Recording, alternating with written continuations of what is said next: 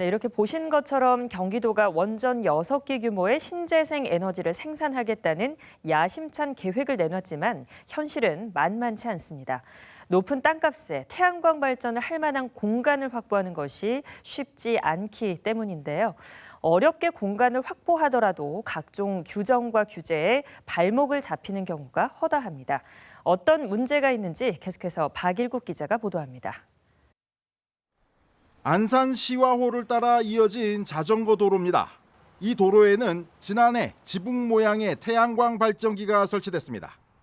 태양광 패널이 전기를 생산하고 동시에 햇볕이나 비를 피할 수 있는 가림막이 되기도 해서 이용자들의 반응이 좋습니다.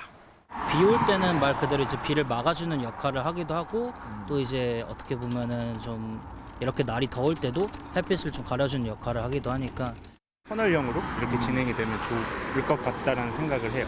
네, 그러면은 사실 이제 날씨에 구애받지 않고 간석지를 따라 도는 자전거 도로의 길이는 10km.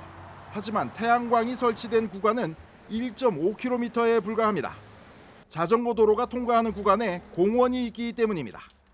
현행 도시공원법 시행령은 태양광 시설을 전원 설비로 보고 주차장에만 설치하도록 규정하고 있습니다. 부서가 달라요. 법이 다르듯이. 지목이 공원인 거지. 그러나 거기 햇빛 쬐이는 건 똑같고 나무가 있는 것도 아니고. 주차장이라고 다 설치할 수 있는 것도 아닙니다. 면적이 넓어서 태양광 발전에 좋은 조건이지만 도로 등에서 일정 거리를 두도록 하는 이격거리 규제를 받는 곳이 적지 않기 때문입니다. 이격거리 조례를 가지고 있는 시구는 경기도에만 11곳, 대부분의 도농복합시가 다 가지고 있는 상황입니다. 조례 중에는 도로에서 최소 300m, 최대 500m까지 태양광 시설을 금지하는 경우도 있어서 상당수의 주차장은 사실상 설치가 불가능합니다. 업종에 따른 규제도 적지 않습니다. 연천의 한 영농법인이 만든 양조장, 경사진 지붕부터 건물의 방향까지 태양광을 이용하기 위해 꼼꼼하게 만들었지만 정작 발전기는 설치도 못했습니다. 자체로 쓰고도 남을 전기를 생산할 수 있지만 영농법인은 상업용 태양광 발전을 할 수 없다는 규정에 막혀서 사실상 중단된 상태입니다.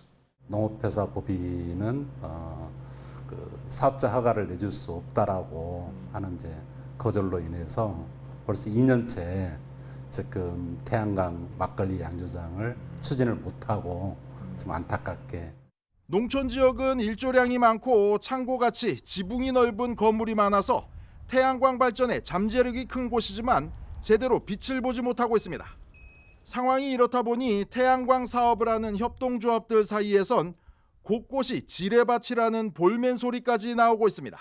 곳곳에 제도라고 하는 지뢰밭 내지는 공무원이나 정치인들의 관행 이런 것들이 함께 바뀌어가는 노력이 김동연 지사가 약속한 9기가와트 수준의 신재생에너지를 생산하기 위해선 최소 1억 제곱미터, 동탄 신도시 10개가 넘는 공간에 태양광을 설치해야 합니다. 성공적인 신재생에너지 사업을 위해선 도민들의 지지와 함께 발목을 잡고 있는 규제부터 풀어가는 지혜가 필요할 것으로 보입니다. BTV 뉴스 박일국입니다.